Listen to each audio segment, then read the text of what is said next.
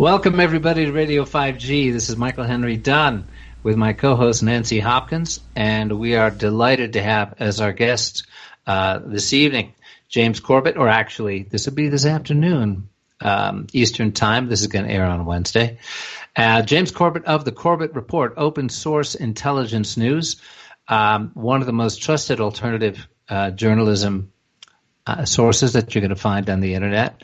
And we featured the same documentary that the Corbett Report, it was through the Corbett Report that we learned of 5G Dragnet, which is a really effective short documentary. It's about 25 minutes long, I recall, that goes in depth into not only the weapons system consequences of 5G and the fact of its origins in military technology, but specifically about the long-term plans that have been in place for many years for the 5G network to be the ultimate surveillance dragnet for control of the human race. So we're going to be focusing on that with James, and also a whole wide range of other topics that intertwine with 5G and are really about the big picture. So, James, welcome to Radio 5G. Glad to have you with us. Glad to be here. Thank you for having me on. You're very welcome. Okay, well, just a minute ago, and we were talking before the show started, Nancy was bringing out the fact that because your overview of the whole field of what's going on geopolitically, in terms of the secret world government and all of the other things from geoengineering to 9/11 to a lot of other ramifications we're familiar with, it to fit 5G into an overview of what the larger agenda really is. Do you have some thoughts on that you'd like to share with us to lead off?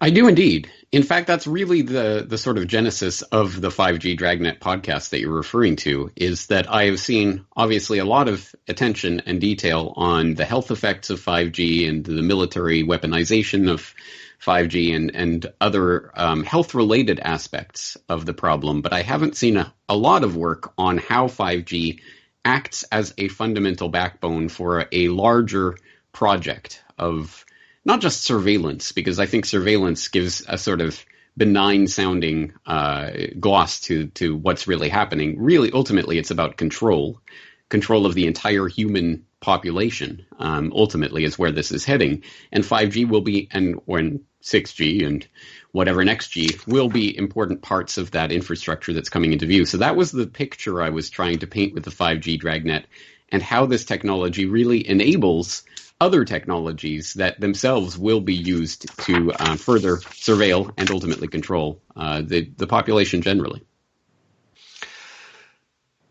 Yeah, that's the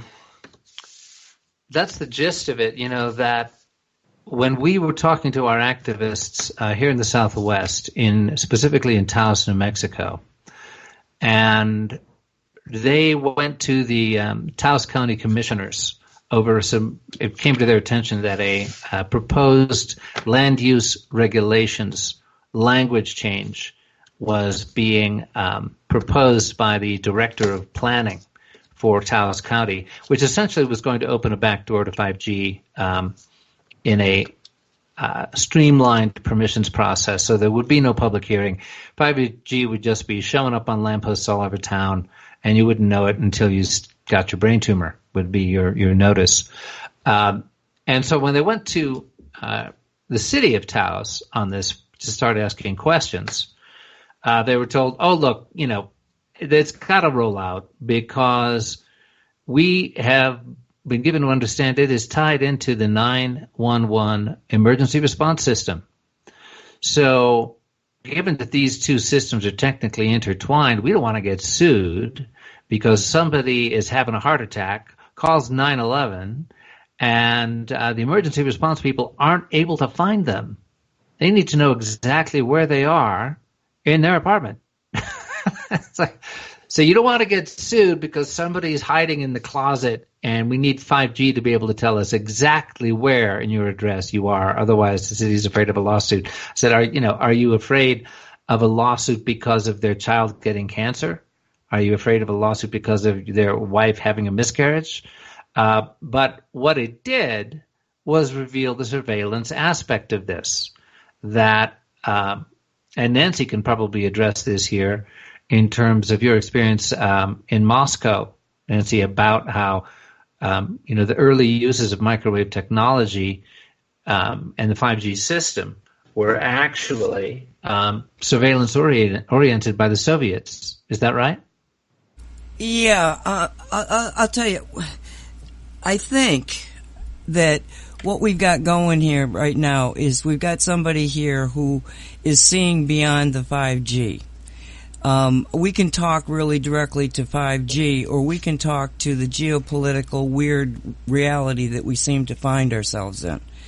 Now, just so you understand, James, when I was in the military, I ended up getting an insider's information regarding how just really awful somebody out there, and the Americans weren't sure who it was. I was a Russian expert. Wasn't getting any indications that the Russians, were understanding who this other player was. But there was a third player in the game of electromagnetic warfare, but not electromagnetic battlefields, because we were at the edge of just beginning to completely electrify the battlefield. Electronic battlefield was a new term, but what happened was that there was another player out there, and that player was designing a control mechanism using electronic control over, well, in that case, we weren't even sure what, but it was like, my feeling at the time, and everything that I've done since then, is that it was a continuation of the fascist Nazis organization that was behind World War II. It was a big fingerprint. And I haven't seen anything in 40-some years to make me think there isn't a big fingerprint. That 5G is like, to me, it's a godsend because it's waking people up. At least to the health. I mean, the health things are so bad, but the control and everything else, what happens is they come to us because they're, all scared about the 5G, and then they start to go down the rabbit hole. Well, you think there's 5G, but there's also chemtrails, and there's also, AI. I mean, it just goes on and on. Can you just kind of talk to that for me, please? The overview? Well, yes, you bring up an intriguing point there, because, of course, we like to think that the Nazis were defeated in World War II, but in fact, the Red House report, which people can look into, shows how at the end of World War II, the Nazis were well aware that they were not going to win militarily, so they would have to win by other means. And they talked about the ways that they would go underground economically to create a united Europe that would basically be the bludgeon that they would use to continue their dream for the Third/Fourth Reich.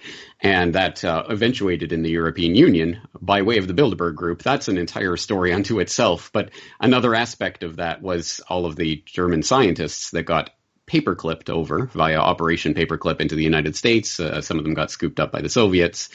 And I think perhaps most famously fed into the rocketry program and Werner von Braun and the other Masonic Nazis that founded NASA. There's, again, a lot of history there. So the idea of electronic warfare having developed from those same roots is intriguing. I don't know a lot about that, but would be interested to hear more.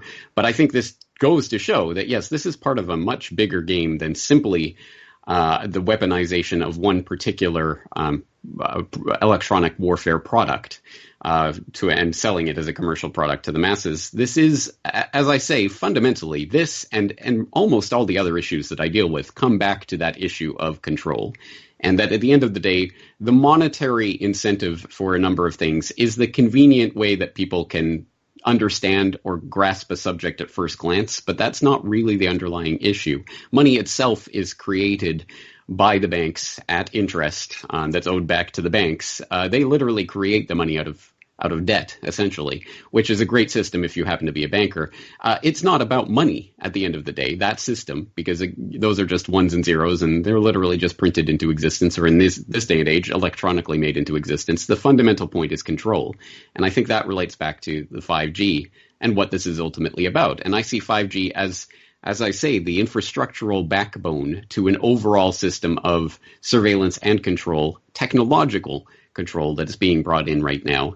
And as I point out in the 5G Dragnet, really a communications network like 5G is what is necessary to bring a number of dreams that have been on the table for a very long time to fruition, namely the smart everything, smart devices, all connected and all talking to each other constantly, through a network like 5G. If 5G didn't exist, they would have to invent it in order to enable this system, which, of course, as I detail in a lot of detail in the 5G Dragnet, that is the surveillance which ultimately the intelligence agencies and others say they are going to be using. The former CIA director, Petraeus, bragging that the CIA was going to spy on you through your dishwasher. That's an actual headline from Wired.com.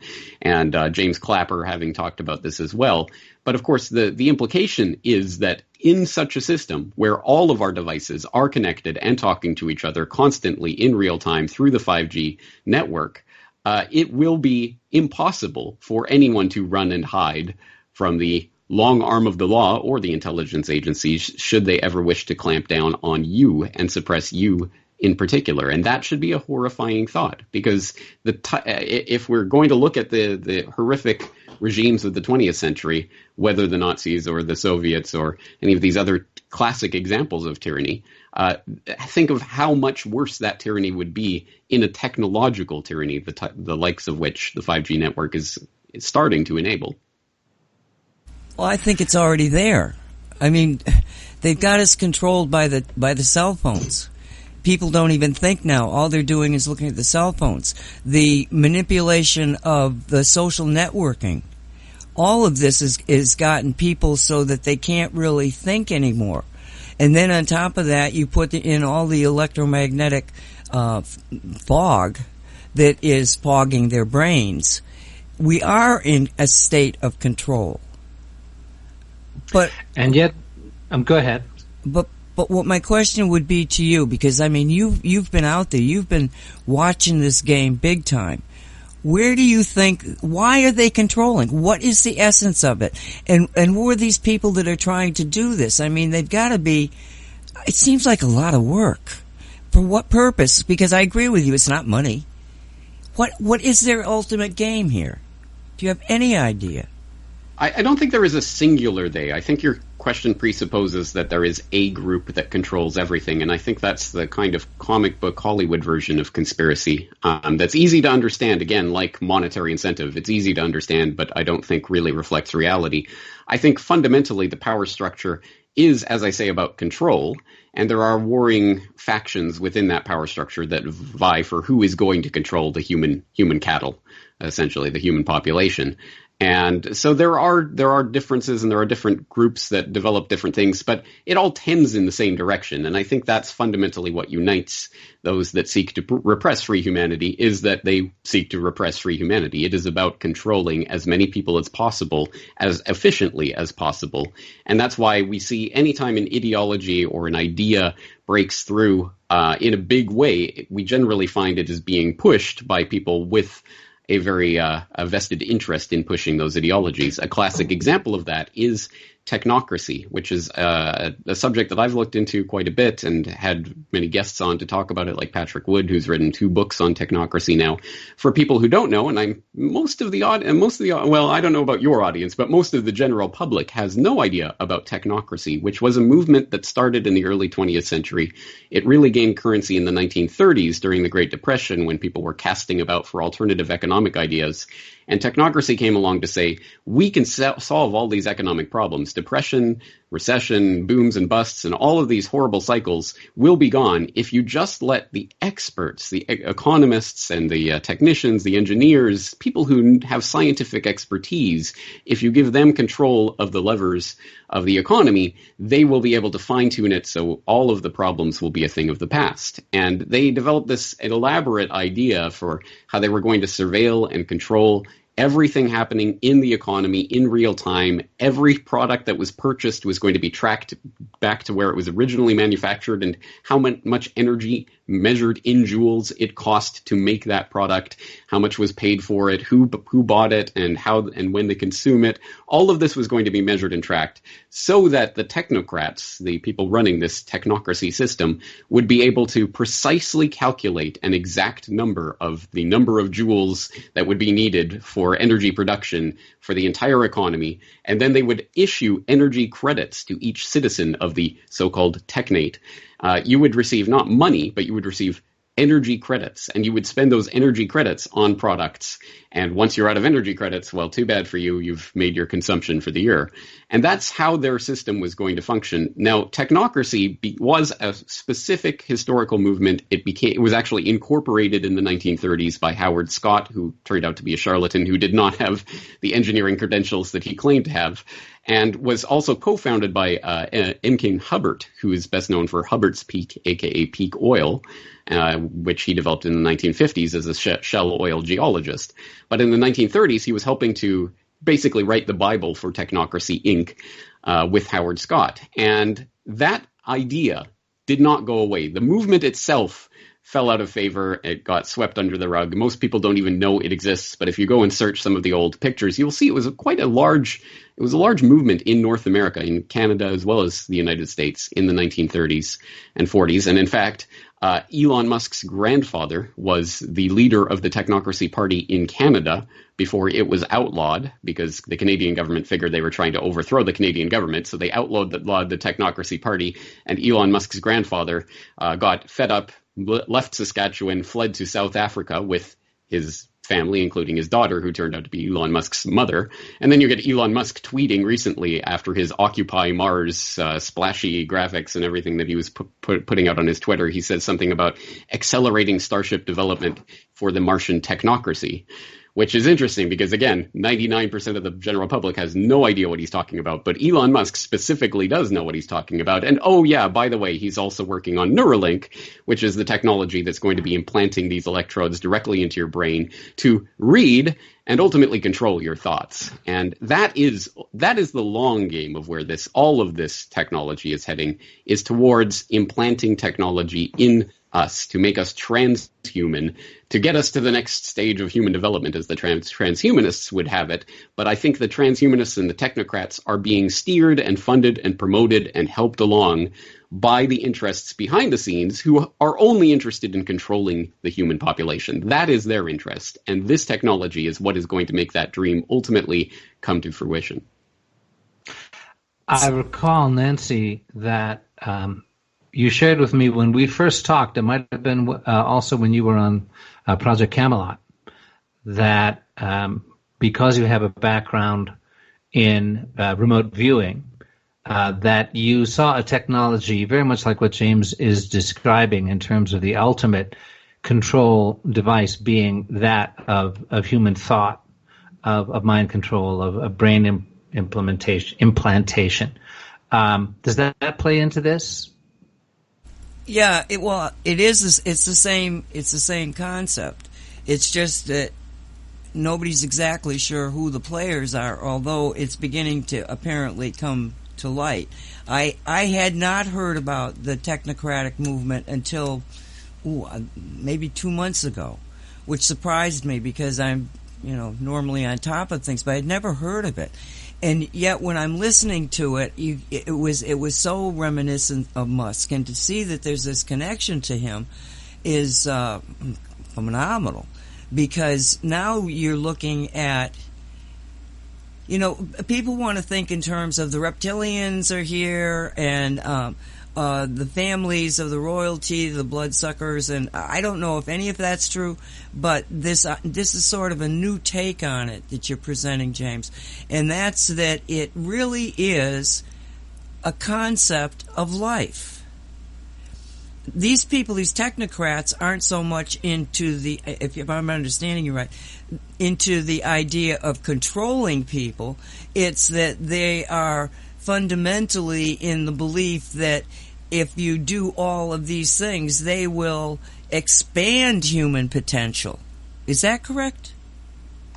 Well, I think we have to differentiate between the real proponents of technocracy itself versus the people who are promoting technocracy as a convenient way to achieve their ends. And I think we have to distinguish between the two, because there are true believers to this ideology, like there are true believers to almost any ideology, who really think that they are going to promote and progress humanity. And I don't know which of those camps Elon Musk in particular falls into, but at any rate, his public utterances indicate that he is interested in promoting the idea that in order to defeat or solve the problem of artificial intelligence, which he warns is right around the corner and is probably going to relegate humanity to the dustbin of history if and when it comes to power, he says in order to head that off, we're going to have to merge with the artificial intelligence so that basically we'll be more than just convenient house pets for the AI that's going to run the world. I don't know how much of any of that I'm necessarily willing to swallow, but that is at least the public justification for these types of ideas. Well, we're going to have to merge with machines so that we can overcome the problems of machines taking over, which seems on its face contradictory and nonsensical. But at any rate, here we have the man who's warning about artificial intelligence saying we need to be implanted with artificial intelligence. And who knows, maybe he believes it. But I think the point is that the only reason that people like the Musks of the world get into positions of prominence is because they are helped along by the people who literally create the money out of nothing and want nothing more than to simply control humanity. And yes, that's... Go ahead, Nancy. Well, and so you're saying that the people behind the Musk people, okay, the ones that want to control, you don't see it as a cabal thing. You just see it as different factions. It's sort of like, okay, fascism is you got democracy is when you're protecting the freedoms of the individual. When you've got communism, socialism, you're talking about the individual is not so important as is the group. And when you're talking about fascism, totalitarianism, it's the state. It's the group. It's the people that matter, and nobody else does. And what if it's not one great big group like that, it could be a whole bunch of little groups or break-off groups that are now vying with one another. Do you think? Well, several things to address there. First of all, I'm not making any claims whatsoever about Musk and his involvement. I don't know to what extent he is a willing participant in some sort of conspiracy to enslave humanity, and to what extent he's just a duped, convenient patsy himself.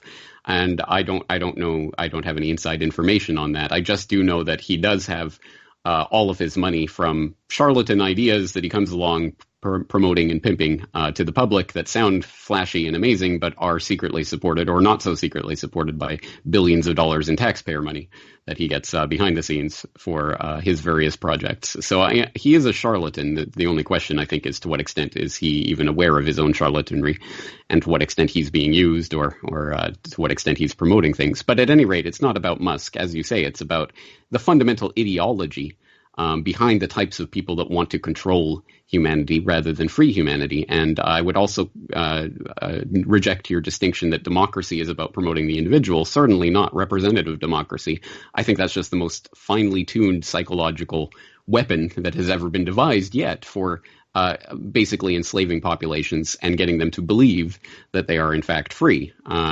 Because, of course, it fundamentally relies on the age-old idea that we need leaders to lead us as humanity rather than as actual individuals who are capable of behaving as rational adults and functioning in a moral universe where adults are free to consent with each other on the things that they wish without interference by third parties. And until I think humanity accepts that as the fundamental ethical principle, I think we're stuck on stupid in this conversation. Oh, I love that. Well, I love that. Thank you. That was so good. I love that. That's what I would call an enlightened expression of the principles of anarchism on its highest level that I've heard for a while.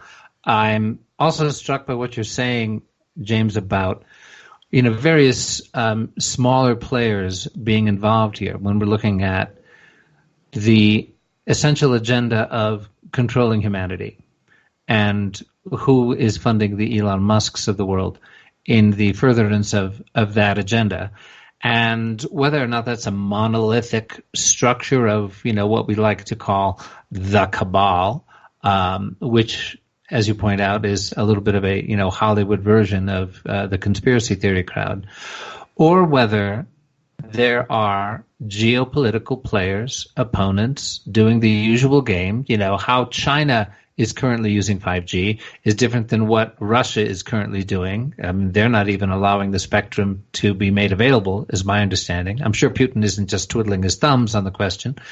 And then, in Europe and the US, where there is still at least the appearance of, some kind of state and municipal sovereignty, there's a lot of pushback going on against 5G. So the question that I've entertained is there, the puppeteers behind the puppeteers who have, as long as the 20,000 low orbit satellites go up that are supposed to, be an adjunct to the 5G network, the puppeteers, the ultimate above puppeteers agenda would appear to be, okay, thanks for putting up the system. Well, you geopolitical players squabble and think that you are actually players. That above and behind the scenes, there are controllers who are happy to set us against each other, as they always have, while they just clamp the electronic control system down more tightly. What the principle I want to bring up here, when you talk about Musk actually having the chutzpah to come out and say, yeah, we need to defeat 5G before it obliterates us, so let's insert artificial intelligence implants into our brains. Let's become the Borg, right? That over and against artificial intelligence, AI, there is organic intelligence, human intelligence, what, depending on your spiritual perspective, you might refer to as innate, divinely connected intelligence within us that is connected to source consciousness, if you will, whatever you want to call it. And that is actually the direction of our salvation. Radical human freedom, radical reliance on the capabilities of the human mind and spirit, without it being enslaved to AI. That is what inspires me, and which I think is actually the direction of our salvation. Because, you start putting implants in your brain in order to integrate and overcome AI. Give me a break. I mean, that is just one of the most absurd notions I've ever heard. Have you looked at this aspect of it? Have you had, like guests on your show, for example, who have been talking about the innate capability of the human brain, mind, consciousness to evolve such that we are able to defeat 5G, defeat AI, essentially by the very nature of the radical freedom, the potential for radical freedom in human consciousness. Can you speak to that a bit? First of all, on a point of fact, I did include in my 5G Dragnet documentary a little reference to the Russian Defense Ministry refusing to transfer 5G frequencies for operation. That was in March of this year. Unfortunately, in June of this year, when Putin and Xi Jinping met on the sidelines of that summit, Russia's largest carrier, MTS, signed a deal with Huawei to deploy Russia's first 5G network. So Russia is no exception to the worldwide rollout of this, which goes to show, I think, that this is not about nation states. It's not about I don't think that this divides along any sort of identifiable lines that we are given at the lower levels to squabble over, whether it's nationality or race or religion. It is fundamentally an ideology that we are facing. It is an ideology of ultimately oligarchy. That is seeking to consolidate power, as much power as possible, in as few hands as possible. And the only fights among the adherents of that ideology is who will be the one sitting in the ultimate throne of power in that system. And that's the extent to which I think that the fights happen on the so-called elite side of the equation, which leaves us on our level essentially fighting a losing battle, because we are given the ways that we are allowed to think about this problem and allowed to resist this problem, and generally it divides out along some preordained lines that we are given to fight over. We are either squabbling over our nation states or our ethnicities or our religion or sex or gender or sexual orientation or whatever it is. We are given these lines to squabble over, and we do a great job of that, ultimately, rather than realizing that fundamentally this is a question of ideology, whether or not there needs to be a ruling class which will and always has throughout history and will continue, presumably for the rest of human history, however long that may be, to continue to consolidate as much power as possible in as few hands as possible, or the alternative, which is the rejection of the fundamental ideology that we do need a ruling class, and that there is not an ability for humanity to come together freely and voluntarily interact with each other in a way that not only is as effective or as good as the system that we have, but in fact would unlock the real potential of humanity in ways that we can scarcely dream of. And unfortunately, very, very few people out there at this point really believe in that potential of free humanity. And many people have internalized essentially the propaganda of the oligarchs that we do need a ruling class to steward over us and to make sure that we all play nice with each other, because without them, how could we ever possibly sort things out ourselves? And I think until we finally have that revolution of consciousness, fundamentally, we're not going to be able to break through those barriers of perception that we have erected ourselves. In the end, I think it turns out we are our own worst enemies, because we ultimately steadfastly refuse to have the confidence in ourselves to be able to actually want to throw off the shackles of the tyrant. Well, this is where, to me, the decentralizing dynamic of, for example, cryptocurrency, blockchain, that obviously in order to be able to exert power, surveillance, the control mechanism that we're talking about, centralized authority, whether it's, okay, the Russians are using Huawei technology to dominate their people, the Chinese are doing the same, and the U.S. is sort of running behind, but, they'll get to it sooner or later.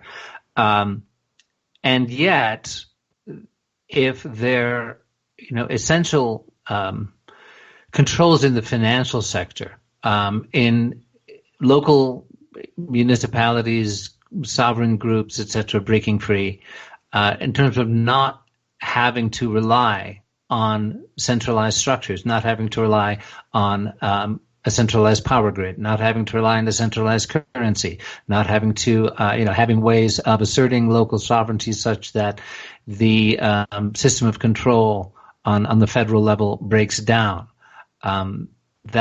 These are the signs of hope that I see. And, I'm talking to a lot of people who are working with groups around the world for the implementation of these modes of governance and modes of currency, which in and of themselves, if actually implemented, and I know it may seem a long journey towards the implementation, but if they are, they could have, a momentum. The dynamic of decentralization could have such a momentum that the centralized control necessary to, the 5G network and all these other would-be oligarchies or existing oligarchies, it just breaks down, and lo and behold, there's something more like human freedom operating on the planet. Have you talked to people on your show or people who are working in that field? And if so, do you see hope in that direction?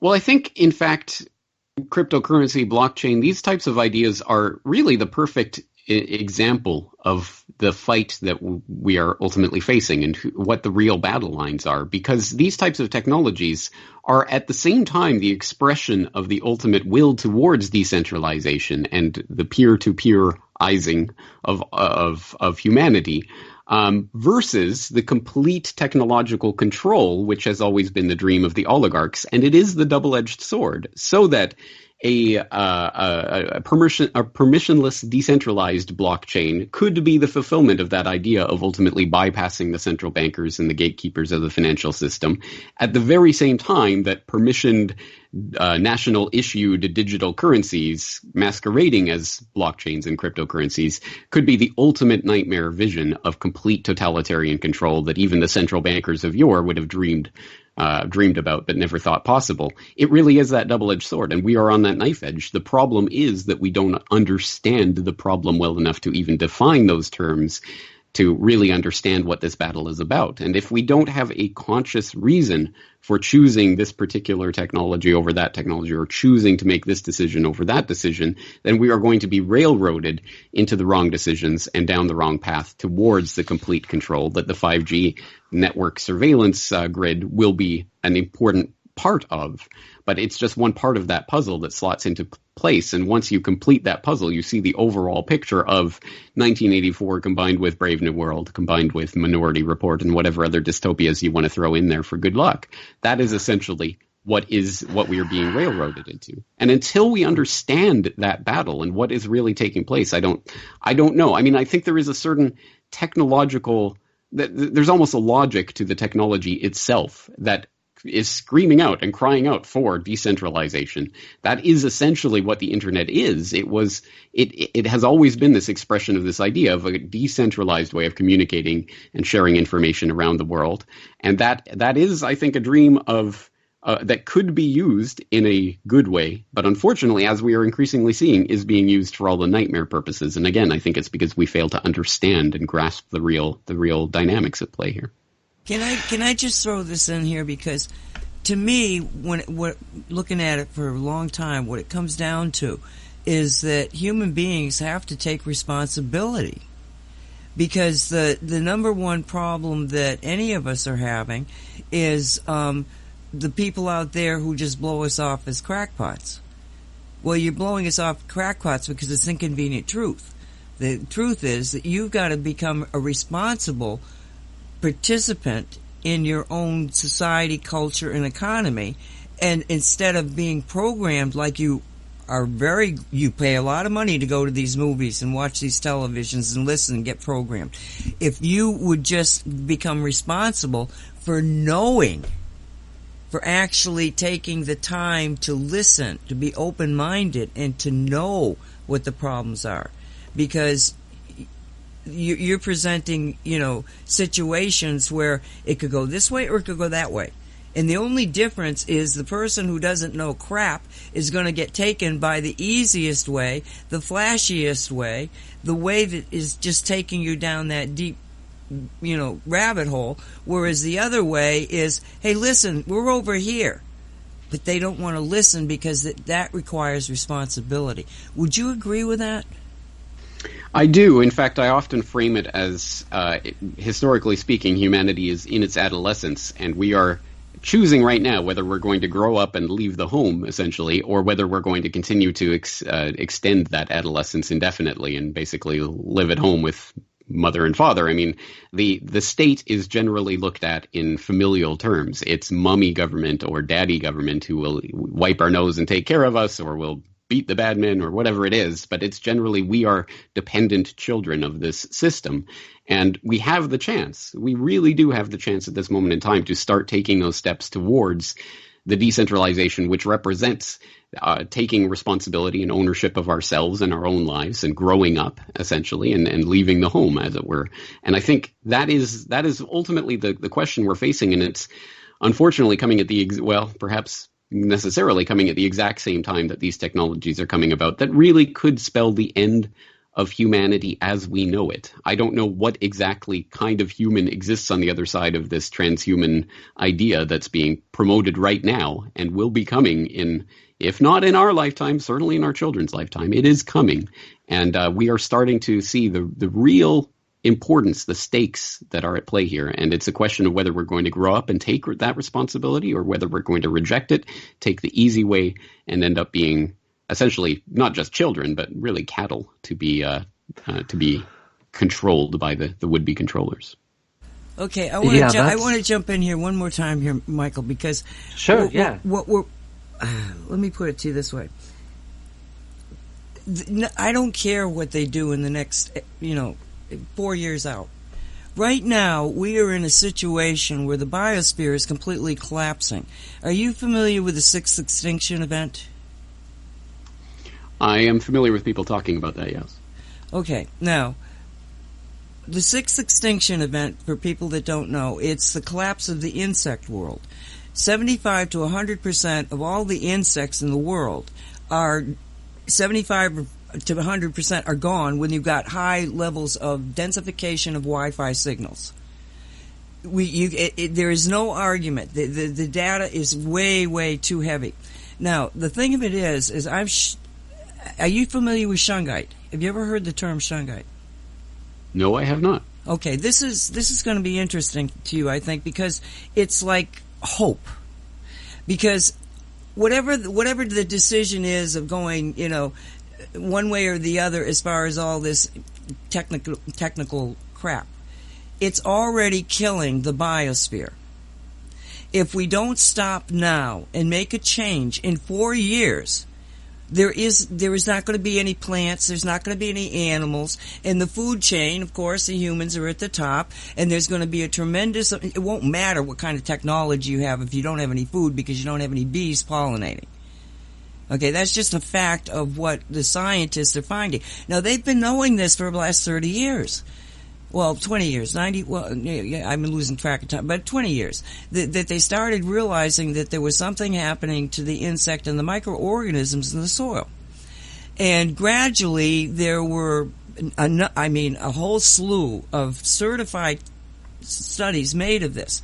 And it was so outrageous. I mean, what's killing them? They didn't know if it was Wi-Fi or the fertilizers or the pesticides or the chemtrails or. So they had no way to deal with, oh my gosh, what can we do to save ourselves? So the scientists stayed quiet. Well, it finally got out. Okay, but the timing of all this, as you just alluded to, is very fascinating. So it finally gets out, but it gets out at a time where we have discovered Shungite. Now, Shungite is a deposit that was somewhere about 2.5 billion years ago, hit the Earth in the far northwestern portion of Russia. It used to be Finland. After World War II, Russia took it over. It's the Republic of Karelia.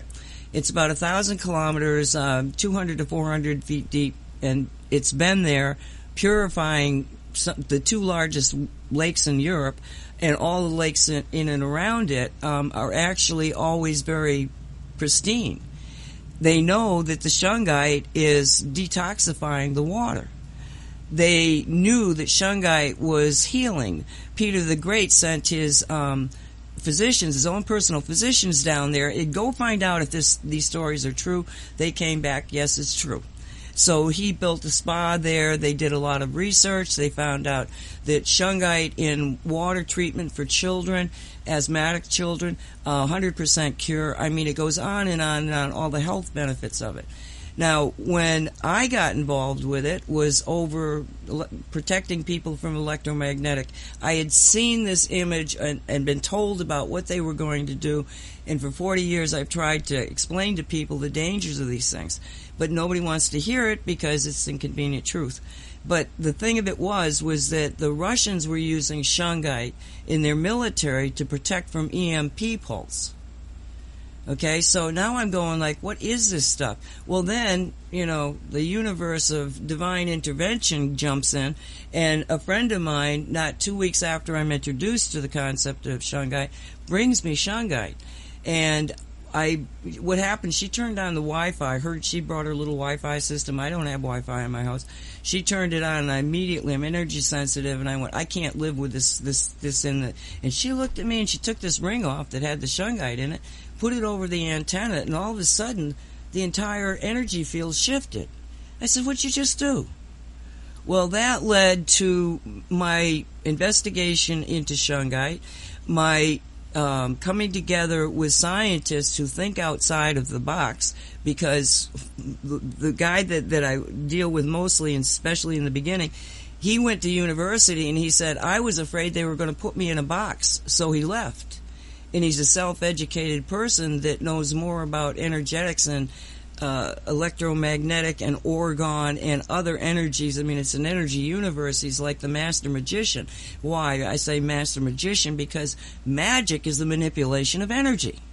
So now go back to the Shungite thing. Well, the Shungite thing has got what's called a C60 molecule, and you probably heard about that, yes? James?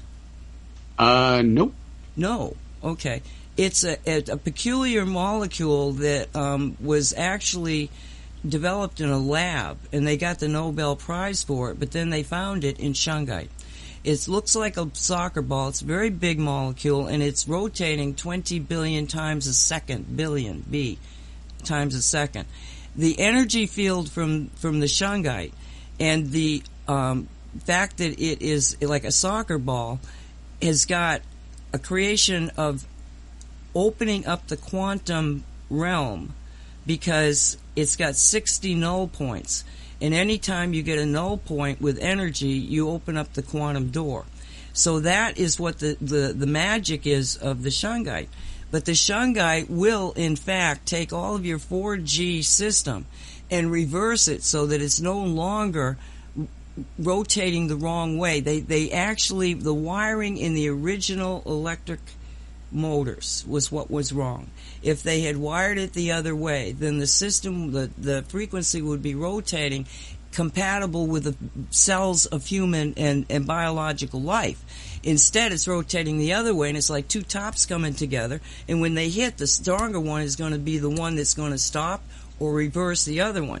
And before Shungite, it was always the Wi-Fi, the EMF that was doing it, because human bodies just didn't have that kind of potential. But with Shungite, when you get hit with these things, boom, it gets reversed.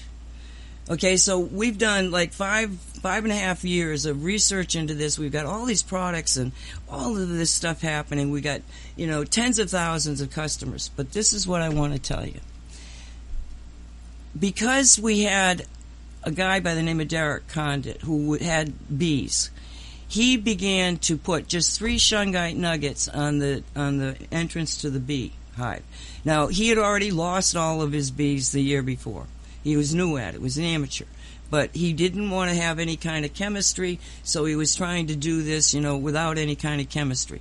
Well, when he put the 3 nuggets on his hives, what happened was that, and we've done it for 3 years now, okay? What happens is that you have no deaths from mites, pests, no death from disease, no colony collapse, and the bees... I hate to interrupt here, but I am running out of time. So if there are any further questions, I'll be happy to answer them. Otherwise, I can get going. Okay.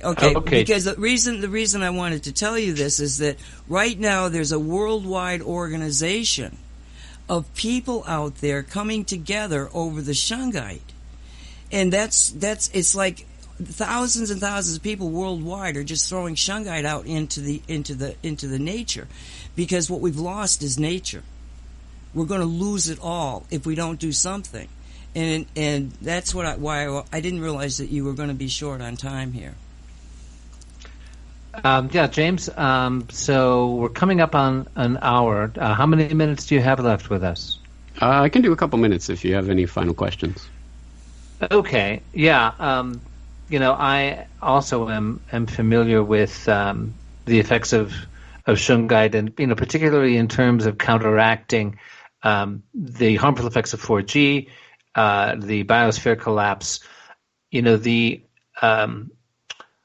The question of whether the surveillance dragnet on humanity is put in place before we have a chance to get some radical human freedom and decentralization out there. To me, it's a question of timing. The last question I'd like to ask you is, do you see the potential for, in this scramble that's going on, you've got all these competing different decentralization dynamics, so many different cryptocurrencies out there, and of course the central bankers are attempting to co-opt the whole thing. There is, the attempts at national currencies, which are blockchain, etc., which is just going to be, as you said, the perfect dream of the oligarchs.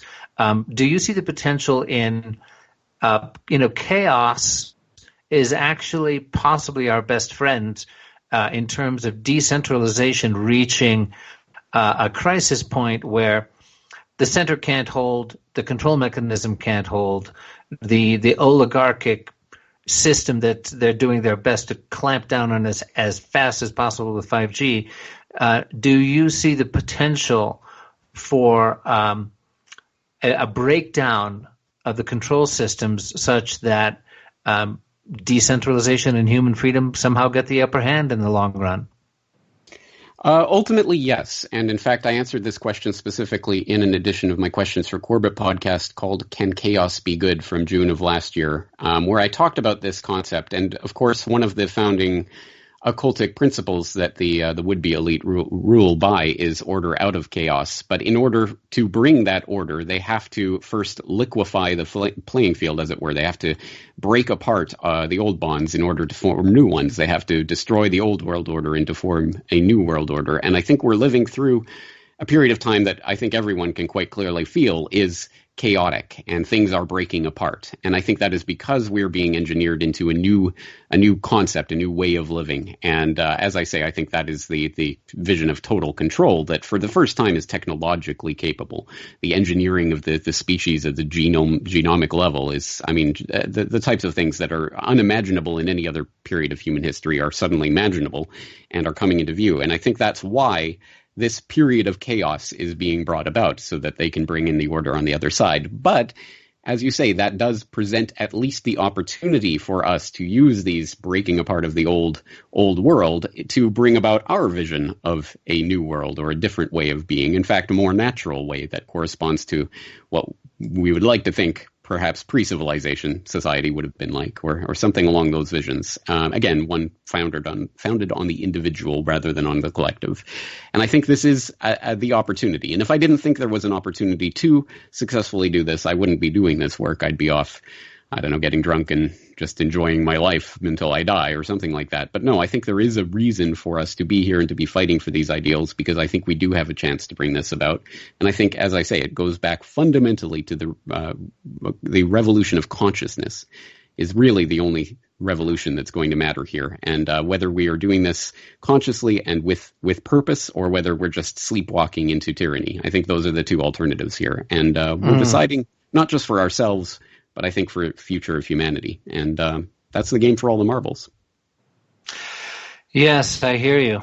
Very well put. Well, thanks so much for your time, James, for being with us. This has been James Corbett of the Corbett Report, who has joined us today. Nancy Hopkins and I are going to continue conversing here on some of the threads you've shared with us. But again, thank you so much for joining us, James. Deeply appreciate your time. And James, thank you for your work. You've got an amazing website. Can you give it to the people that might not know? Yes, that's CorbettReport.com. That's CORBETT report.com. And all my work is freely available there. I don't put anything behind the paywall, because I think this is the most important information we can be dealing with. But if people do want to support me and help to make that possible, you can also become a member of the website. Thank you so much. Excellent. Thanks so much, James. Thank you. Have a good night now. You too. Goodbye. That was some pretty fascinating material. Yeah. I'm sorry we didn't have him for longer. Yeah, I kind of had the feeling, I did share with James that we have a 2-hour show, and somehow, we had cross signals about his availability. So anyway, very glad to have had him on for the time that we did. And, this really, when we asked him for, hey, can you give us the big picture? That was a pretty good big picture.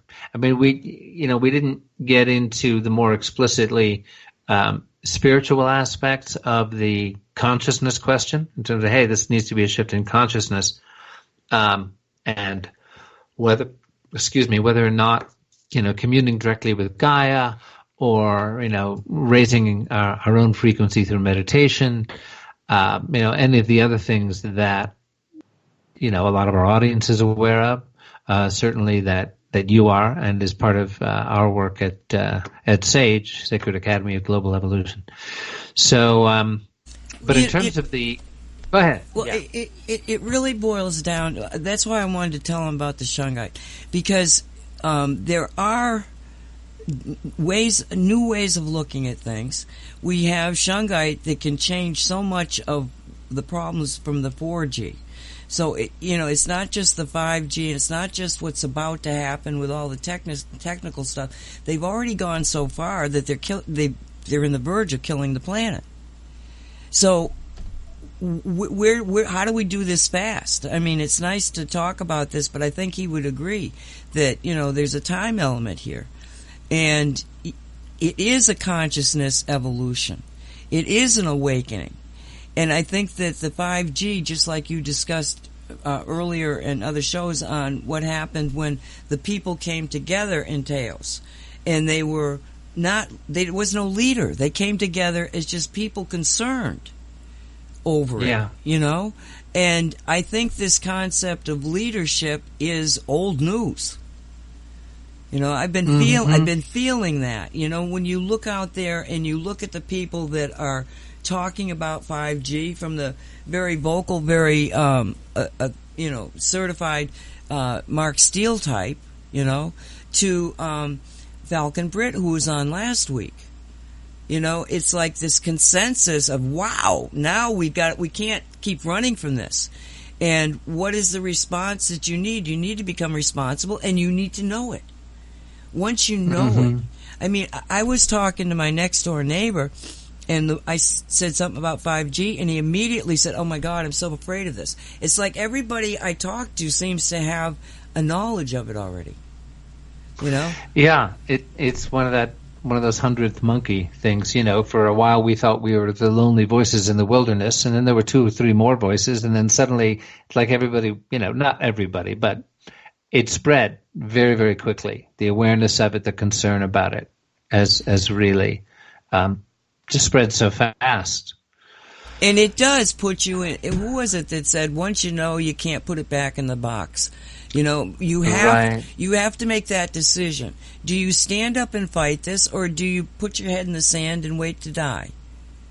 Right, and this is where, and the leadership question comes in for me. What I saw in Taos with, Reese and Jeannie and Falcon and some of the other people who emerged as, we'll just call them the spearhead, emerged as the ones who made it happen.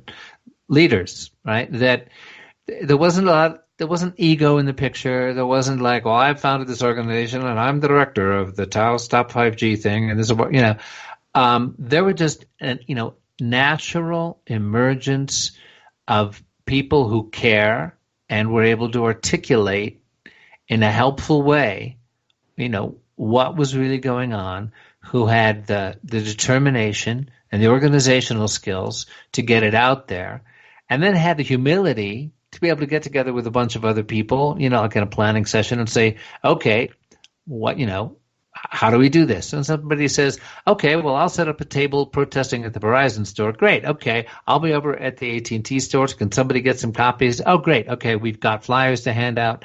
And it sort of, takes on its own shape and momentum because people are just being of service, getting out of the way. And yet there is leadership, but it's not ego-based leadership. It's service-based leadership, which emerges organically and, can just flow a lot more easily. And we're seeing more of that these days. I mean, we're not seeing it in Washington, D.C. or in a lot of state capitals, but we're seeing it. I think that's where the consciousness change is happening. And because it's Gaia, because it's our mother, because it's, whether or not you identify Earth as mother or you're into the divine feminine or anything else, this is our home. And, I'm looking out the window right now at an incredible scenic beauty up here in the mountains of Colorado. I go into town to market, and there's, a couple of sweet looking deer just standing by the gas pump at the market on their way through town. I live in a natural wonderland. And with the sixth extinction event and the disappearance of the insect population, just looking at, okay, enjoy this while you can. That hits everybody on a visceral level. And I think that's why we may be seeing the consciousness shifts and the gradual shedding of the burden of ego around, hey, how do we fight this thing? Yeah, but at least that's what I'm hoping. I see hopeful signs. I see a lot of hopeful signs. When we got into the 5G, and then all of a sudden there was all these other, like it was simultaneously, all of a sudden all these other websites popped up that were doing good work. And then, you start seeing in different cities and different counties, people really getting on board with this. And what I was almost afraid of is that they're going to shut down 5G, but they're not going to hear what the real problem is. It's already been done by 4G and everything below it. And yet we don't have to be afraid of losing the technology, because it is simply the way that they built the technology. You can change it. Now, you're not going to have them go out there and change every piece of electric equipment that they've got there, but you don't have to when you've got Shungite. It's like there is some kind of a divine intervention behind it. I know you feel it. That every time we need something, that's why I say Shungite levels the playing field. Now we can turn we can turn the 4G around. Forget about this 5G. That's all control and weaponization. Don't worry about it. We got plenty of tech. We got plenty of communications. Just relax. We don't need that crap. That's their crap trying to control us. Okay? So shut it down. Simply shut it down. And then look at the problem we've already got. Get the Shungite out there. It's been proven to work. And if you've got a worldwide response, people getting Shungite and putting it in trees, in the waters, all over the place, in the belief that, hey, if it works, we're going to survive. If it doesn't, we're screwed. Yeah. But what's the magic in the Shungite is for Shungite to really work, it has to take the participation of human thought. And humans have to get into the imagination that it could work. It's been proven for 5 years to work in my particular reality, but it's been around for thousands of years. And in the last 300 years, you can see it's been, documented more and more and more. So there is an answer given by whom? Gaia. Nature. It's a natural thing. There's a touch of God in whatever way you think of God. There's a magic about Shungite that we have to appreciate, we have to deal with, because that's what begins to give you, let's say, the momentum to open up to the belief that we are very powerful co-creators. It's like it's energizing us in so many different ways. And I don't know, because see, James. Yeah. We could have let James talk for another 20 hours. Do you think that he had anything that he could specifically say with such, this will work and this will work fast? That's why I wanted him to be introduced to the concept of Shungite, because it is a game changer. Yeah, I'm sorry there wasn't time for him to absorb it and respond to it. And I was a little bit surprised that he'd never heard of Shungite. But it's like with 5G. 1 month you feel like a lonely voice in the wilderness going, there's this miracle mineral in Russia. You need to put it around your neck, put it in your water. And then, within 2 or 3 months, just in the time since I found cosmic reality Shungite and met you and started to create a Shungite environment and our home and start to share with people about it. Just in that same time, just like with 5G, suddenly it seems like more and more people say, "Oh yeah, Shungite." Like, for example, I went down to the market. They've got a little cafe. Sat there with my laptop, put my things back in the bag, went home, discovered that I had left my water bottle, my nice steel water bottle that I carry everywhere with me and that I have by my bedside, which has 3 Shungite nuggets in it. And I was 6s and 7s. Thought, darn, what would I do with that? I looked everywhere for it. Went to the market, said, "Hey, did you see a blue bottle?" No, nobody saw it. On a hunch, I came back later in the day, asked the manager. She went back in and said, "Oh, you mean this thing?" And there she pulled it out, and there it was. I said, "Oh, thank God, yeah, and that's mine for sure." And I grabbed it, and I shook it. Said, "See, this is mine because of the Shungite nuggets in it." And she said, "Oh, Shungite nuggets, good for you. Smart to put that in your water bottle." I said, yeah, it is. And suddenly it's like everybody, the Shungite word is out there and spreading really fast.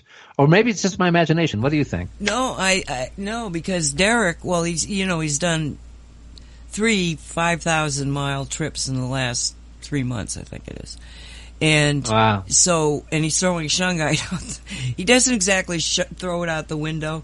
They will slow down and that's why when he goes on a trip it takes him forever. They'll slow down and they'll throw it out the window with reverence. It's not just like throwing it out the window. And they communicate with it can be just a cactus, it can be a river, it could be anything out there. And a lot of times he says that all of a sudden you'll see an animal. Just where you're feeling like you need to put some more Shungite, you'll see an animal. So he's been doing this and also, going around and staying this place and that place and going to different fairs and stuff. And inevitably, now, when Shungite did not get traction for maybe 2 years ago, okay, it started to, because the mineral people themselves weren't dealing with it. There was a very limited product, and you had the nuggets that for water purification, and then they started coming out with pyramids and stuff like this, but it really wasn't getting a lot of traction because nobody really knew what it was or what to do with it. I mean, what we brought to the table was that Walt and I, we got together and we looked at it as a scientific marvel. We didn't see it as anything other than, wow, what is this stuff got in it that is causing all of this activity? And, of course, the scientists in the meantime are going like, what can we do with this? I mean, you read some of if you put in Shungite now, I think it's 300 million or something articles on Shungite. The vast majority of them are actually scientific. And what they're doing with those scientific studies is virtually everything, because not Shungite, but the C60 molecule itself opened up a whole new avenue of a different type of carbon, and carbon's the basis of life. But never, carbon was either you had the coal and you had the diamonds and you had the graphite. Well, these were like strips of paper, like you could lay them down on a straight, flat surface, right? They were all paper, all line up, and depending on how the matrix was forming was whether you got these different types of carbon. But when Shungite got into the C60 got into the picture, and it's not only C60, there's a whole slew of what's called fullerenes, and they make little bags. Now the perfect one is the C60 because it makes a soccer ball shape. But there's some that look like a football. There's some that are, much more weird. But you've got a space inside carbon now. This is a phenomenal scientific, so and it's such a big molecule that you can put other things in it. You can put gas in it. You can put they tried to use it as a lubricant, and I forget, it wasn't working as a lubricant, but they found out it did something else, and they're finding out, legitimate, certified mainstream scientists are finding out that Shungite C60 is teaching them. potentiality. You know? Yeah, this is what really intrigues me about when I hear how Shungite adapts and Shungite evolves, and suddenly, like you and Walt and Derek, suddenly you start working with silver and Shungite or magnets and Shungite, and it's continually showing you new ways in which, because it has this adaptability, and now you're telling me even on the molecular level, it can create space within itself. I'm not a physicist. My brain kind of breaks down when I go into that stuff. Well, it's like having two pieces of paper that come together, and inside the two pieces of paper, so it's a double matrix. It makes an inside, whereas the originals were just one sheet, like a layer. And this is like a double layered, and inside, depending on the configuration of the molecular structure, you have more or less space. And the most space is in the C60. And it's stable. Wow. It's so stable. I mean, that's one of the things that freaks them out a little bit, is its stability. It's very difficult to bust it apart once you got a C60. And, so from a scientific, just strictly mainstream science, it's revolutionizing all sorts of different modalities of science. But if you look at it from a standpoint of energetics, then it takes on, a metaphysical aspect to it, because there is so many stories about Shungite and what it does. The testimonies that you get from people, we've been keeping them for 5 years, and so many of them come over Facebook. I just did this and I just did this with Shungite, and look what happened. It keeps teaching us. Yeah, now this is something I'm tracking, and I know we've talked about this. You talking about how 5G, in a sense, is a godsend because it's the ultimate wake-up call. It's the destruction of the biosphere. It's the end of humanity in a matter of, a handful of years. And that Shungite will protect you up to and including 4G, the EMF and Wi-Fi. But because of the sub-gigahertz of the millimeter microwave radiation, I hope I'm saying that right, that Shungite is not, as far as you know, going to be able to prevent that level of damage. And yet, so we are inevitably, as it's being rolled out, and people are suffering symptoms so quickly, like we're hearing about in Switzerland. There's, scientific evidence now of immediate and radical health consequences in areas where 5G is rolled out. Now, inevitably, there are going to be people out there who are saying, "Oh yeah, Shungite will protect you," and there'll be false claims, and people thinking, "Okay, well the planet can go to hell, but me and my people are going to be okay because I'm going to live in a 5G proof Shungite home." Well, what good does that do you? As you always point out, you say, "Well, what good does that do you?" You walk out and the trees are dead and the bees are dead, and there's no food in the grocery store because everybody's dying. I just can't help thinking that at some point, just out of the force of compassion, and because Shungite can be worked with, and because we are communing with Gaia, and because there's this movement growing, and 5G is out there and it's killing people. 5G is rolling out, with greater degrees of densification. And we are, I just find it hard to believe that at some point we're not going to actively be working with, okay, we're going to get to the system at its core, stop 5G at its core. And in the meantime, to research and see if, Shungite evolves and you can talk to it almost, right? If at some point something emerges, it hasn't yet, let's emphasize that real clearly, folks. Shungite cannot protect you against 5G as far as we know. But do you think there's any, in your experience with Shungite and how it evolves and what it can be worked with, do you see any potential down the road that, can we rule it out?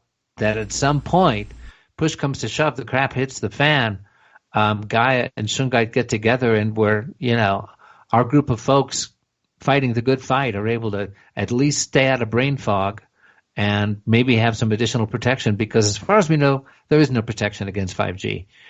Do you see the hope that there will be?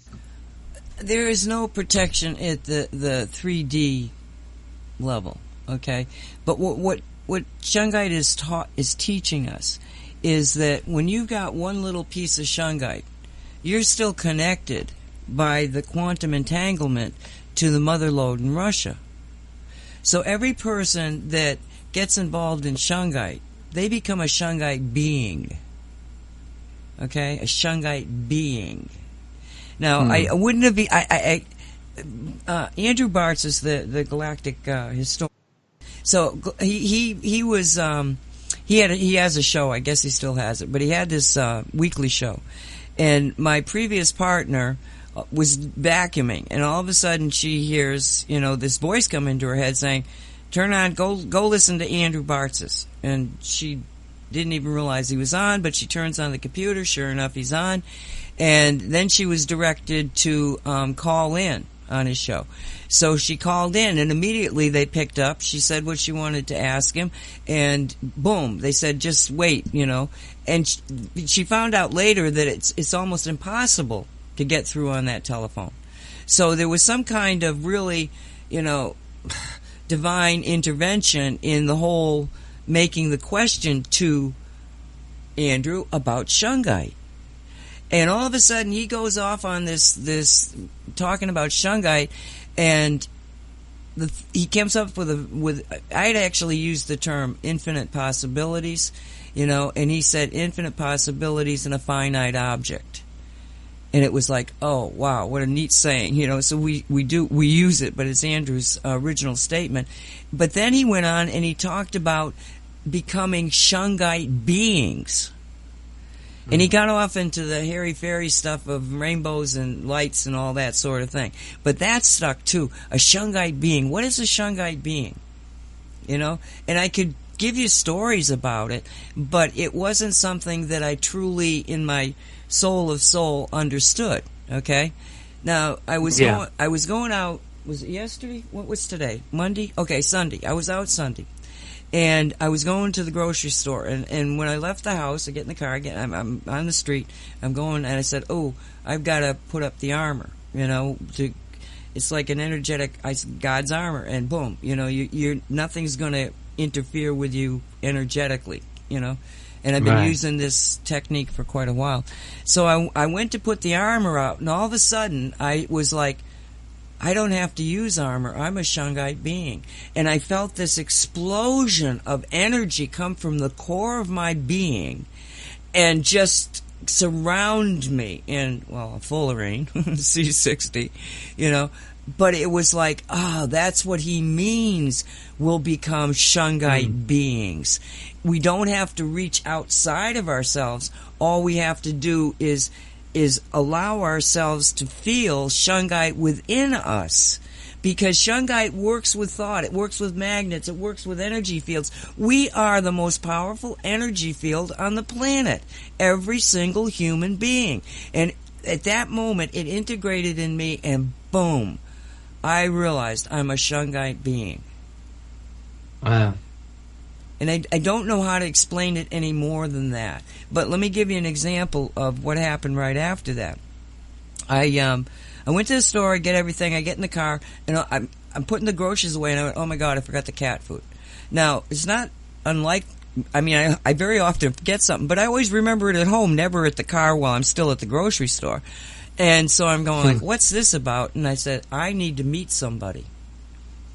And I go back in there, and the woman who was in the way of me seeing the cat food I needed was the woman I needed to talk to.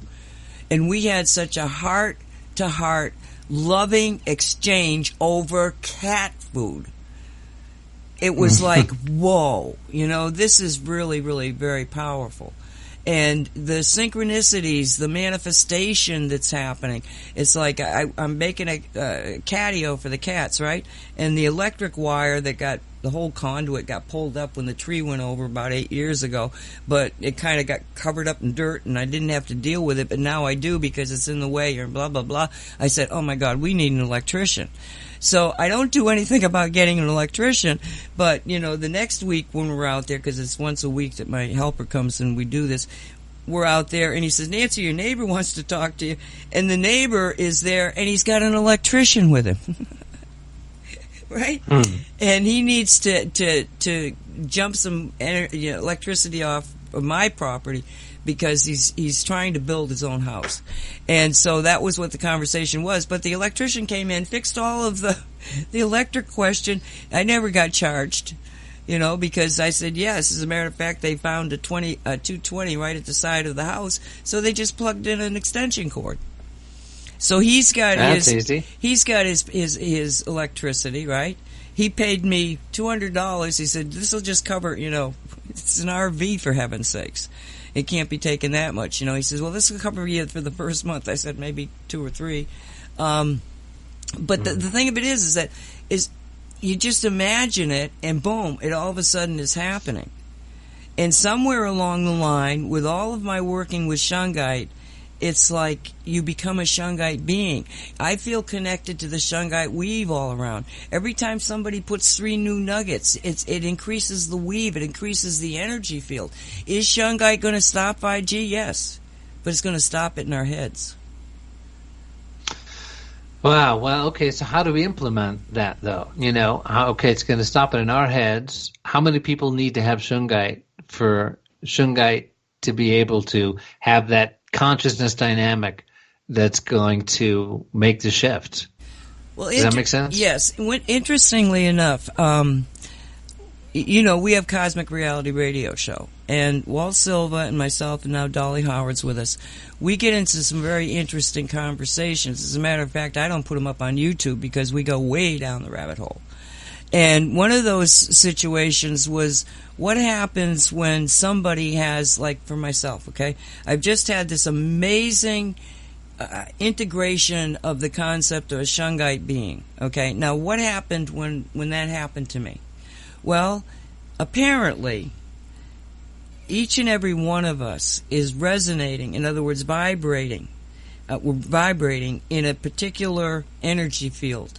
But it's very similar to over 40,000 other energy fields, human beings. Oh, yeah, but I think I remember you mentioning this, yeah. Okay, so what happens is that every time somebody makes a new jump in energy and starts vibrating at a different energy level, all of those 40,000 energy fields that are so similar to you that they actually resonate. When you've got energy fields that are very, very similar, they begin to work off of each other. It's called resonance.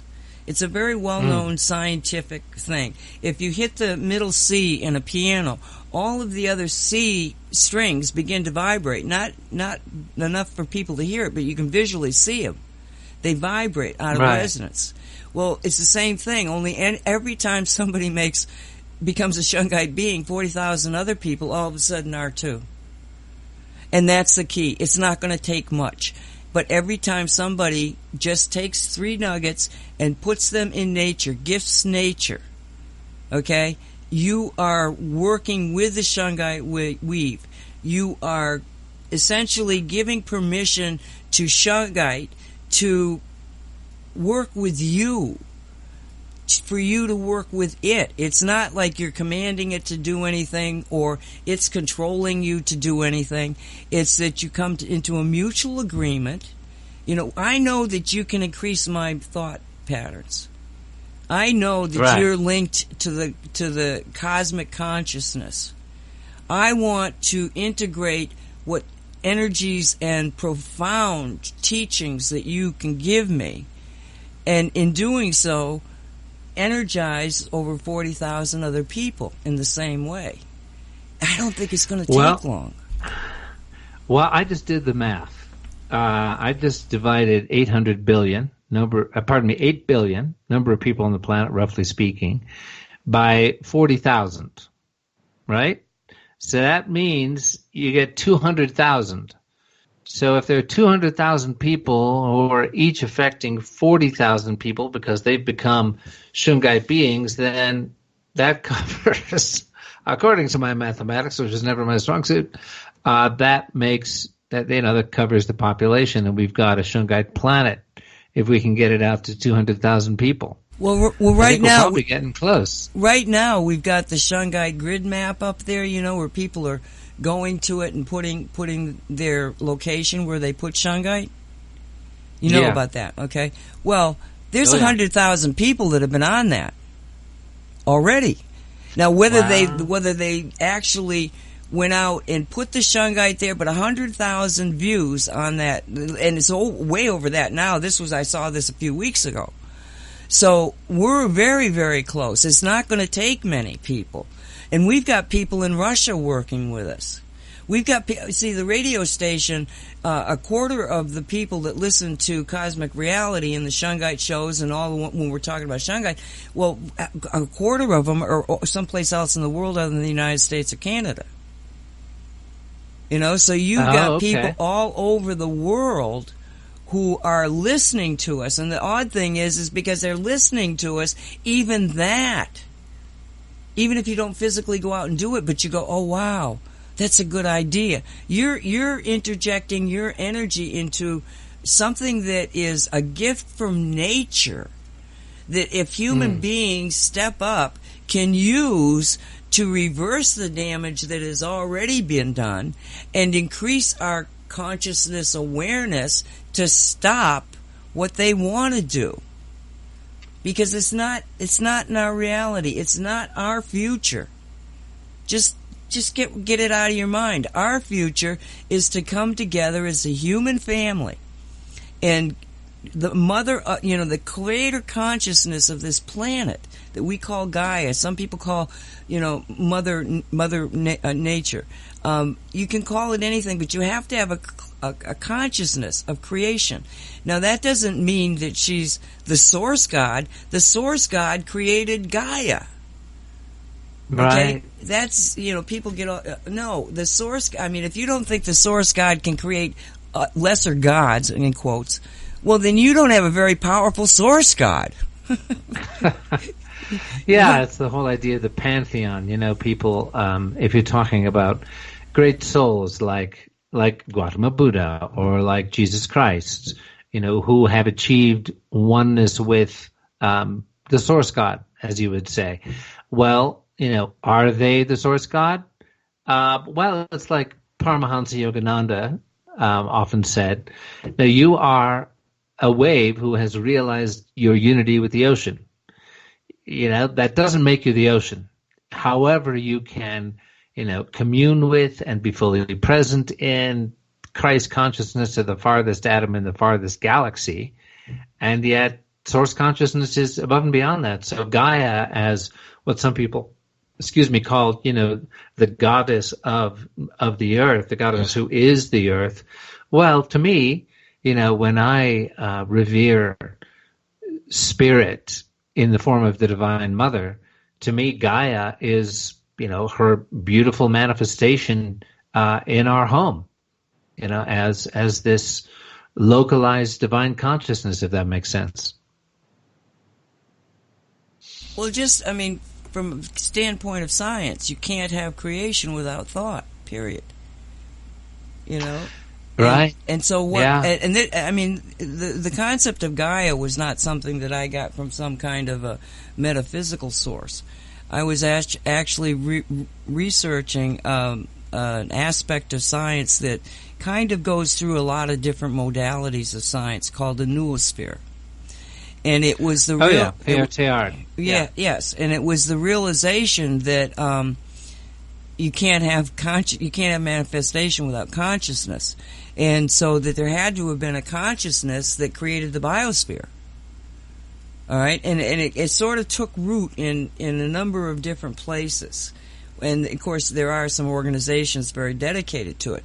But when I looked at it, I thought, well, that makes sense. I can see that. And what they had all come to in their, contemplating this philosophy more than, a science. It was more of a philosophy. In contemplating it, they came to the realization that the planet would go through all these layers of consciousness development, as would human beings.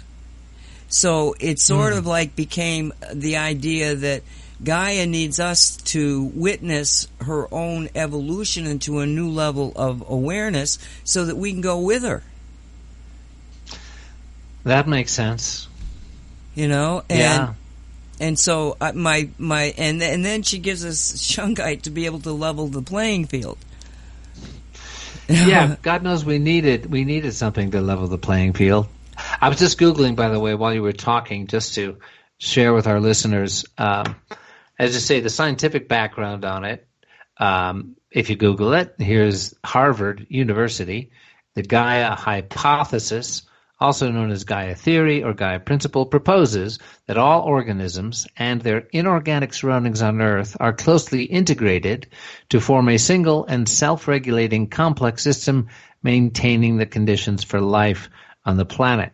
So that's like the most conventional scientific explanation that you would have of it, but then that formed, the basis for people to realize that in fact, more than just being a single self-regulating complex system, that in fact it is a unified consciousness, and that, as you may experience, if you make the effort, that consciousness can have a personal aspect and can actually talk to you, believe it or not. Well, that's absolutely true. Is that once you begin to perceive, you see, it's the quantum realm. Okay, it's all energy. Everything is energy.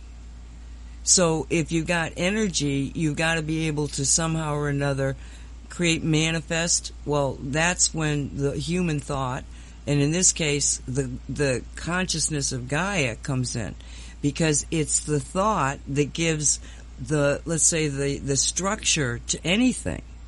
But once that structure is locked into the 3D realm, then energy follows that structure. So in the concept of Gaia creating the biosphere that we call Earth, the entire Earth was designed to work on a specific electromagnetic frequency. The energy field, was designed to integrate very much like a hive, like a beehive.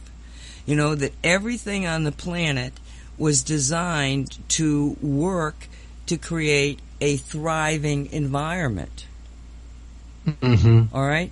So come along your technology, and I'm talking just energy-wise now here, and you add the technological structures and systems that we have now, you've begun to alter the bioelectromagnetic field of the biosphere. Okay, see, this was what the problem was.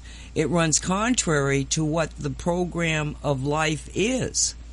When you add all of this damaging, it was attacking at the very fundamental little building blocks of life.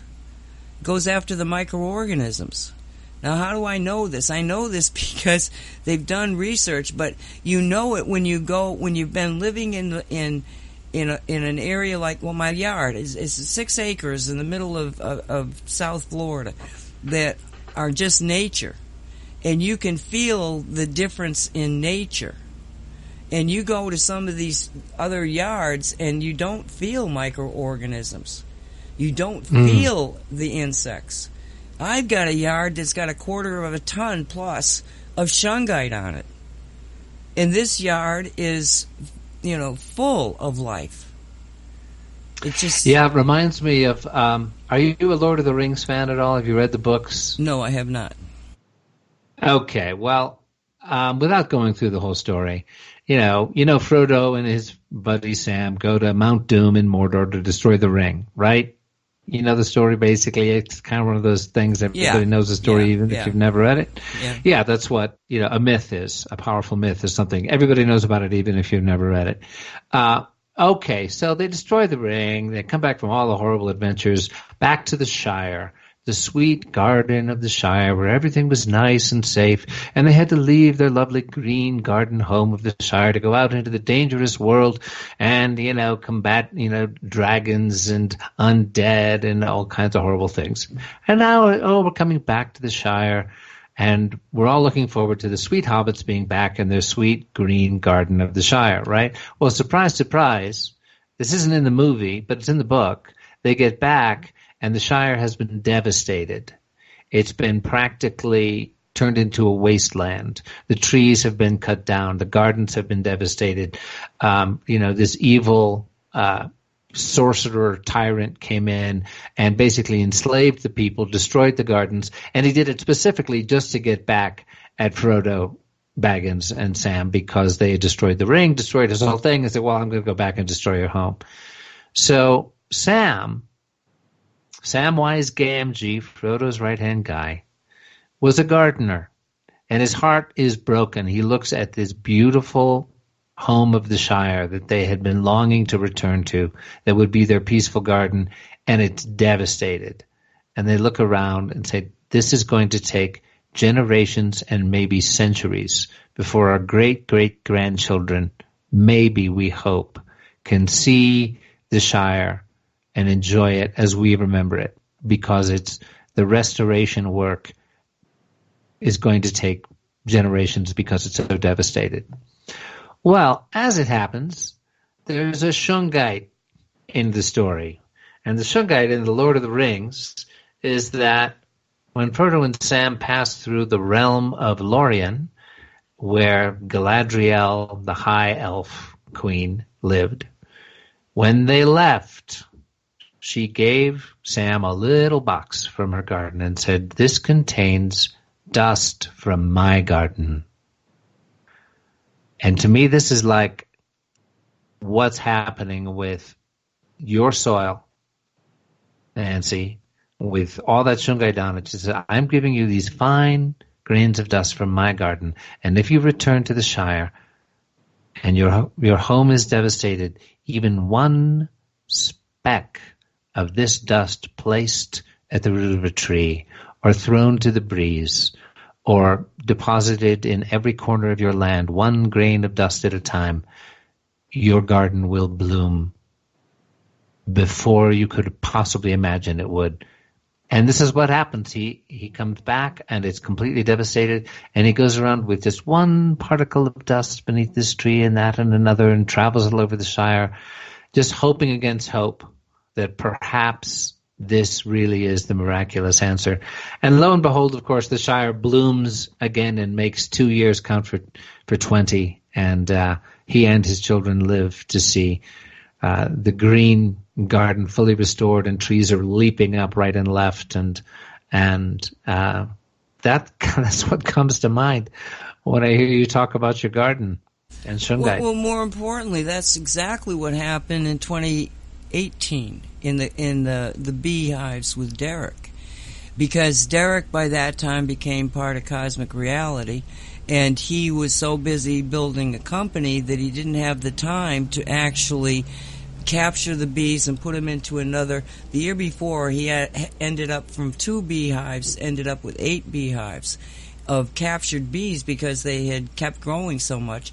And another, well, that was 1 million bees there, and another 1 million went out into the environment. But in 2018, he didn't have time to do that, to catch them, make new hives and put them in, and so he just let them go into the environment. And you wrote about it in the newsletter. You know what happened. Right. What happened was that the entire area of Washington where he lives, in this little town called Darrington, just all of a sudden had this incredible blooming. The flowers were blooming. The trees were so overgrown with fruit that they were breaking limbs. I mean, it was, and the neighbors, because he was new, they had moved from 2017 to 2018 to this new location. The neighbors kept telling them, we don't know what's happening here. This doesn't normally look like this. You know, and Derek, you know, knew what it was. It was his bees had gone out. So just think of it. In one season, 11 weeks, he turned around an entire area from the concept of nature. And what did he use? He used 3 nuggets. Well, in this case, we had powder and other things, but, you know, it's Shungite. It's exactly what you're talking about. And we know that Shungite, one of the magical things about this magical thing, is that it, in the powdered form, is more energetic than even if you had a big boulder of it. It's much more energetic. So you only need small pieces of Shungite to do everything that we're talking about. And to just give you an example, Derek went on the last trip he went through, they went through the Redwood area of California. And they had pulled over, and there was this big tree.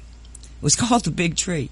And it takes I think it was something like 80 feet diameter of this thing. Huge redwood. And been around for 1,500 years. Okay? So you look at this thing and you go, my gosh, what do you know? Because in the weave of trees is very interesting. They found that there's a mother tree. And the mother tree, you know, her roots or her seeds or whatever that go out and make other babies, and then they make other babies. All of the knowledge of that mother tree is given to all of the other trees that are in her lineage. All right, this is science, that part of it. So there was the big tree, and by this time Derek has placed, you know, all of the Shungite that he had with him. The only piece of Shungite he had with him was one of the cosmic silver pendants, and it was his special one. You know, I mean, you know, it was something special to him, and it was the only piece he had. So he took it off, he unwrapped it, and he placed that nugget, you know, in the bark of the tree. And it was weird because his wife was telling me the story. But because I'm so connected to these people, I actually spontaneously did a remote just at the time that he's gifting the tree. And the emotion that came off of this tree was unbelievable. And Derek said that, because he'll tell you that when he does this with any tree, you get this energy boost that just fills you with such compassion and love and gratitude, because human beings are paying attention now. But this one was like, he said that for a couple of hours later, he virtually could not talk. Wow. You know, that it hit him there was so much emotion given off by this 1,500-year-old tree. Mother tree of how many? And yeah, the emotions were gratitude and joy. Oh yeah, thank you. You know, it was just why? Well, because now that mother tree, okay, was gifted Shungite, and it doesn't have to be the cosmic one. It just happened to be that she got a cosmic one, and that's a Shungite that's been tumbled in 99% silver, so it's silver. Right. It's silver saturated. But she's got this nugget now, and when she took in the energy of the Shungite, so did all of her babies. You see, that's how the weave works. And then on top of that, you've got an energetic weave, which says the redwoods have their own weave, this own energy field. Water has its own energy field. All of the water is connected to every other. That's why you can clean water. You can clean the Black Sea, as Walt just did this last few weeks. Clean the Black Sea, and you will also clean Lake Tahoe. Tahoe, yeah. Because hold it. So we're talking about the Black Sea in Russia. Yes. And you'll clean Lake Tahoe. Yes. This was interesting. Okay, so the Russians are telling Walt that the Black Sea is dying because of algae. So can he do something about it? And they wanted us to send one of the devices. And I said, Walt, we can't keep sending the Russians devices. I said, we've got to work it, you know, remotely. I said, and he said he had already come to that same conclusion. So he gets out the map. I think he already had the maps in front of him, and he's already made the device that is going to neutralize. Well, what the device was designed to do was to balance the natural configuration, because of course the algae is a natural thing, but it's gotten out of hand because of the problem with the lake to begin with. So he's asking for a balancing of nature so that it'll get back in track, right? And so he puts it on the map over the Black Sea. And I'm saying, wait, well, if you can do it for one body of water, you should be able to do it for the planet, everywhere, every time, all of it, one sweep. And so he says, well, okay, we can try. And I'm getting, Guy is, whispering in my ear, yes, this is what we want to do. And she said something to me, and I repeated it to Walt.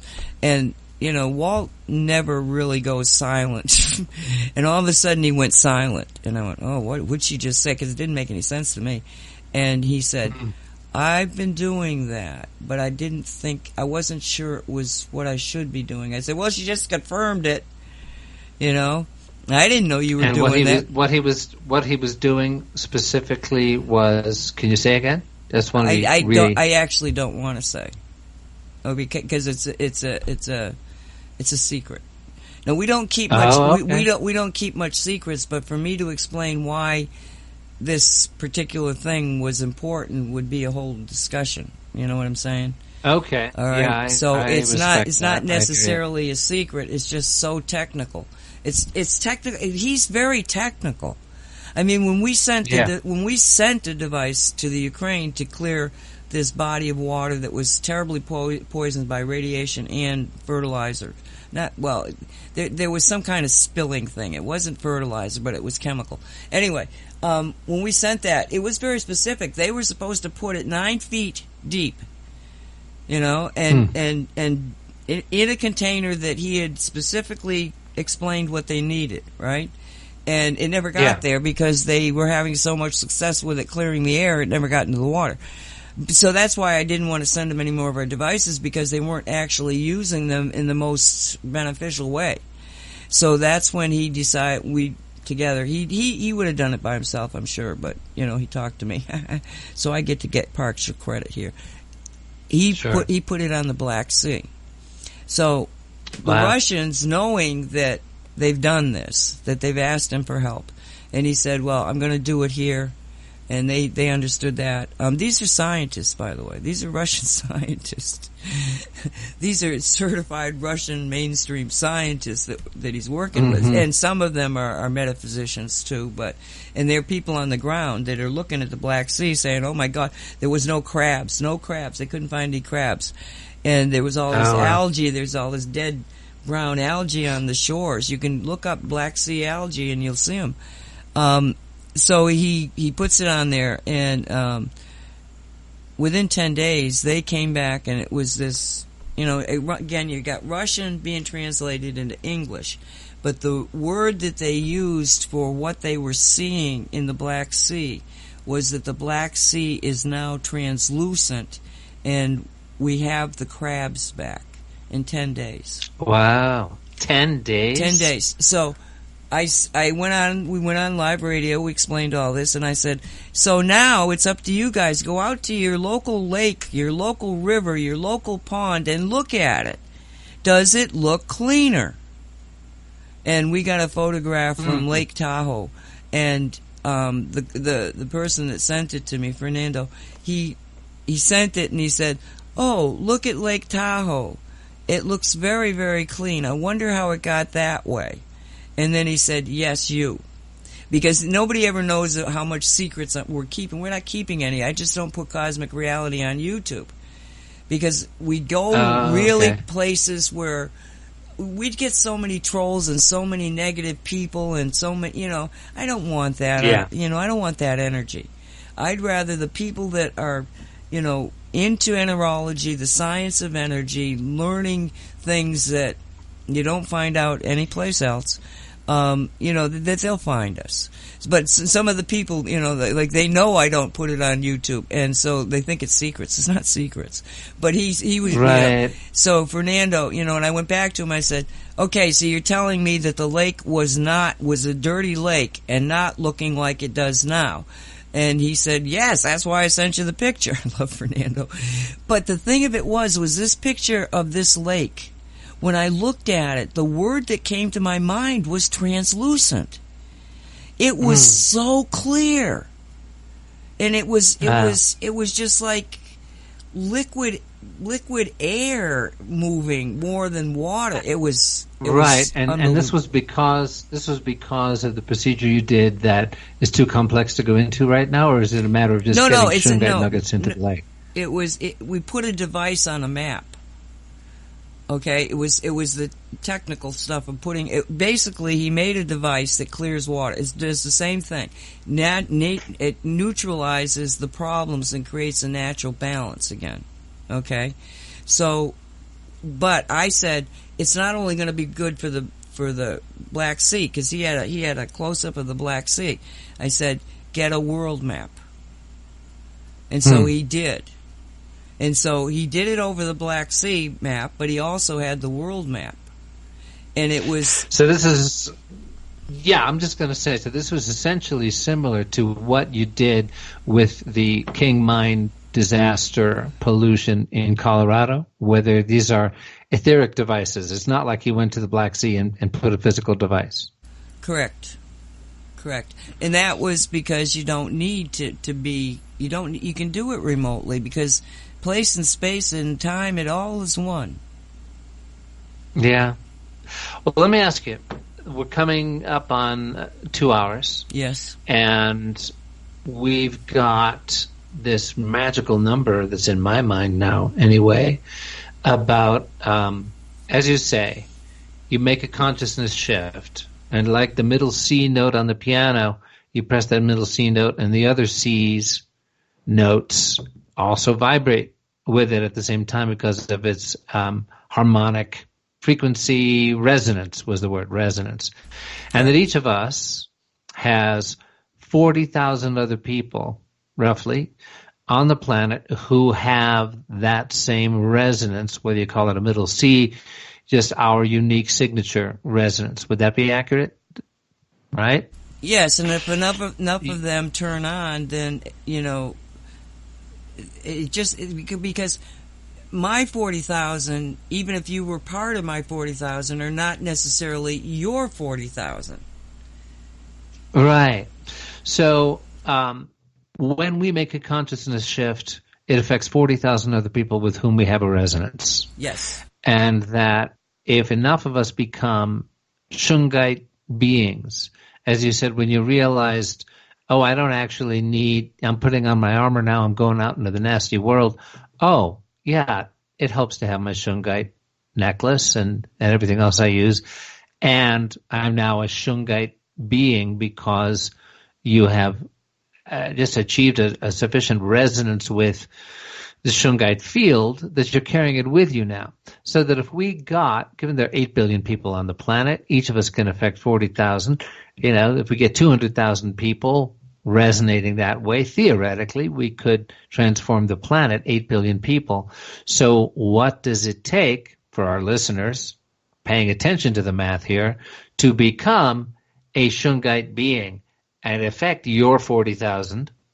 I know I can reel off a bunch of things that I think would do the job, but I'm asking you, Nancy, because of course you are who you are. What do you think would be the few things, those few important, powerful things that would make you a Shungite being?